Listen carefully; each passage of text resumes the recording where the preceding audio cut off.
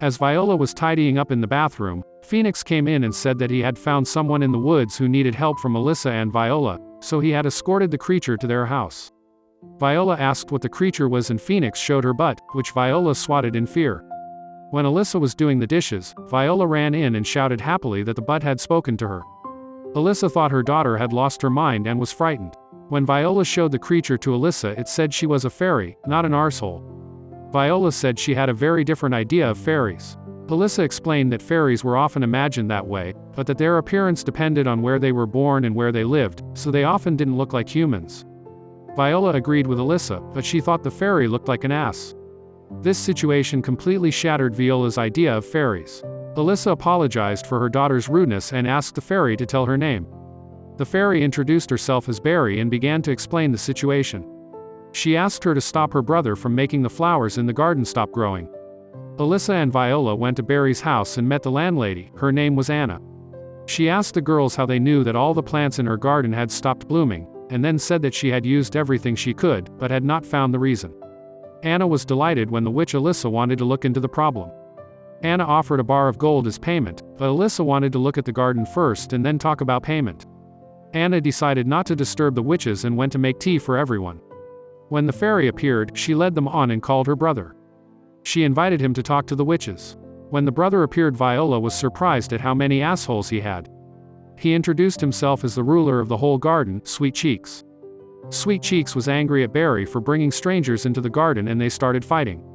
The girls offered to talk to them calmly, but Sweet Cheeks said that they didn't know the whole situation and asked them to stay out of it. At that moment, the landlady appears and apologizes for being late. Her fiancé came to see her and she told her that after the wedding they were planning to move to another city. The groom's manner of communication was at the level of a teenager who was trying to pontificate with all his might.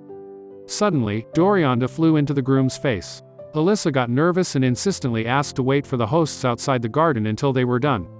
As they were leaving, the groom pontificated about having a fountain of blood coming out of his head. Then Bulger appeared and explained that he was holding the garden hostage to prevent Anna from marrying him. Barry added that her brother had been watching Anna since she was a child, so he had fatherly feelings for her.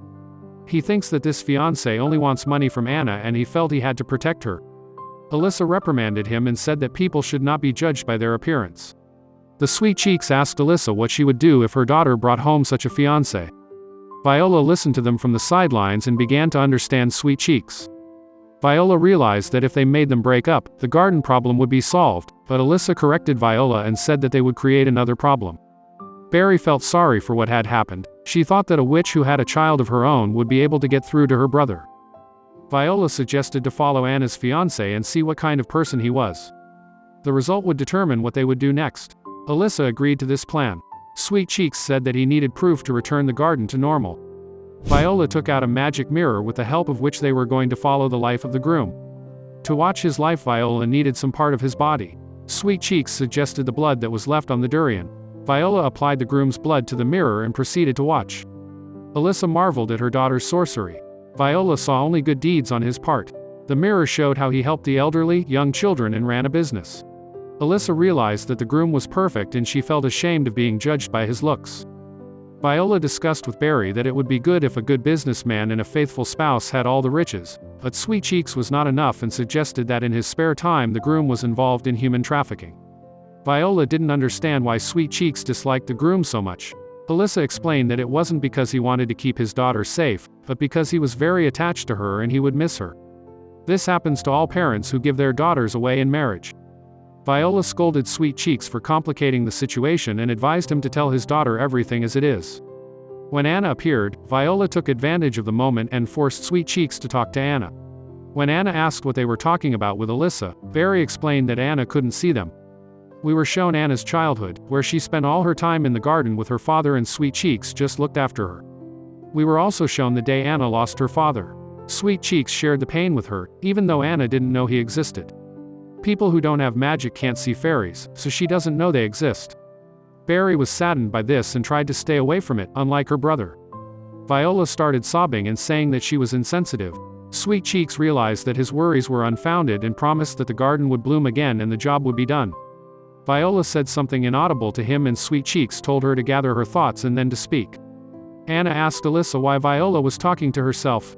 Alissa explained that it was her way of communicating with nature. The next day they went back again, also bringing Phoenix with them. Sweet Cheeks didn't like this and asked what they were doing here, as he had promised that the garden would be fine. Alissa explained that they were just visiting and she asked to keep them company. Phoenix was surprised that the man-made garden had created fairies. Alissa explained that fairies are usually born in the wild in areas untouched by humans. This is due to the compatibility of soil and plants, but most importantly, strong feelings. If fairies were born in this garden, then someone cherished this garden very much. Phoenix added that the person who cherished the garden was clearly a big fan of buttocks. Alissa asked that the topic not be brought up, and Sweet Cheeks remarked that Anna liked a pumped-up body. Alissa began to talk about several methods of making fairies visible. This could be done either through magic or artifacts. Phoenix added that the first thing to do was to ask the person if they wanted to face the fairies, and Alissa offered to tell Anna everything. Sweet Cheeks recalled how he had forbidden her to trim the bushes, because that was for adults, reminded her to drink plenty of water, and shouted at her when she wanted to use the mint. Barry then told him that if she couldn't hear him, that was no reason to yell at her.